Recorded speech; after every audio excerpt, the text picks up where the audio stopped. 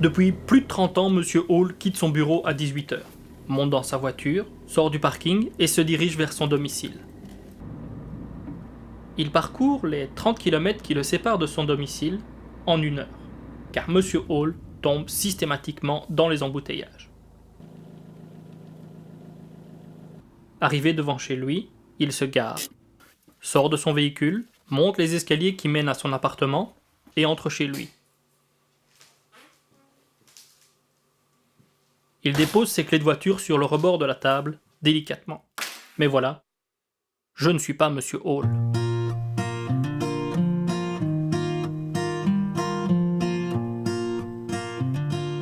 Monsieur Hall est mort. Je pourrais vous dire qui je suis, mais ça n'a pas grande importance. Ce qui nous intéresse ici, c'est Monsieur Hall. Pourquoi s'intéresser à un mort, me direz-vous? Eh bien, je vous dirai, pourquoi pas. Nous ne restons pas ici. Partons dans la chambre. La chambre de Monsieur Hall. Tous les soirs, Monsieur Hall mettait ce réveil pour qu'il sonne à 6h12.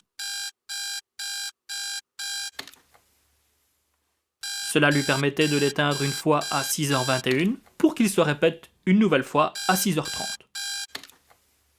Car son réveil sonnait à des intervalles de 9 minutes. Étrange, non? 6h30, c'est l'heure où Monsieur Hall sort de son lit. Il se dirige vers la salle de bain, pipi du matin.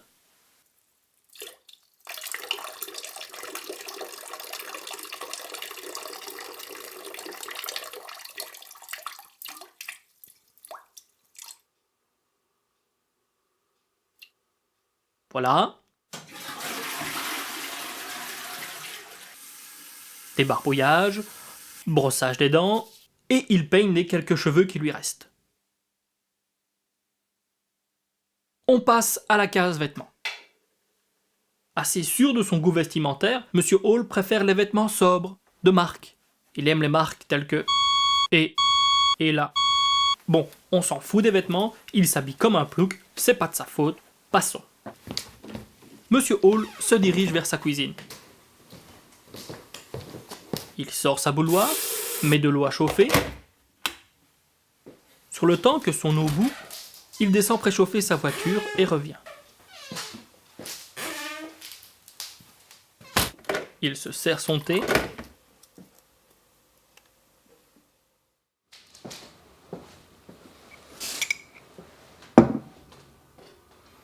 Monsieur Hall adore ces petits moments du matin. Un thé à la main, c'est divin. Mais il sait que ce moment est de courte durée, car il va devoir affronter les embouteillages, peut-être même les intempéries, car il sait, la météo est changeante en Belgique. Mais trêve de bavardage, il est 7h, c'est l'heure pour Monsieur Hall de partir travailler. Monsieur Hall sort de chez lui, monte dans sa voiture et se dirige vers son boulot.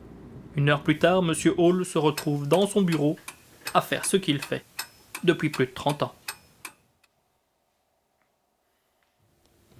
Je sais ce que vous vous demandez. On en reste là? Cet homme n'avait-il pas des hobbies, des passions dans la vie? Eh bien si, vous dirais-je! Ouais, je m'emballe un petit peu. Monsieur Hall aimait le sport. Quoi de mieux qu'un bon jogging le matin? Ou du foot entre copains?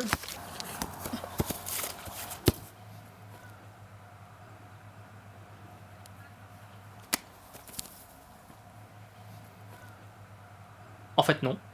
Il aimait le sport, mais de chez lui. Hors-jeu! Hors-jeu! Monsieur Hall aimait le cinéma. Ah, le cinéma. Ces histoires fantastiques, ces drames déchirant le cœur dans des salles où les écrans sont plus grands que des buildings. Non. Il aimait le cinéma, mais de chez lui. Monsieur Hall aimait la musique aussi. Ah, la musique.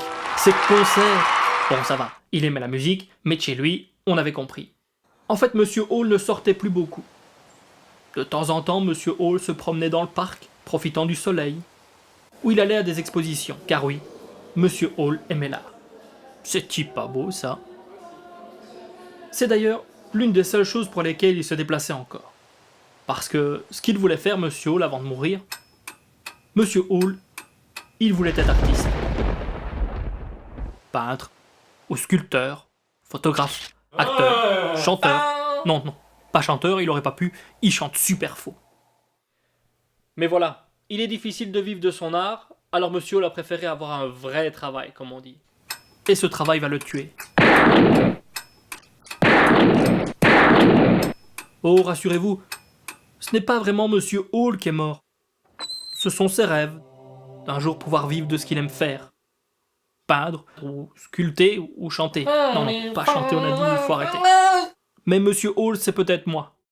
Mais c'est peut-être aussi vous.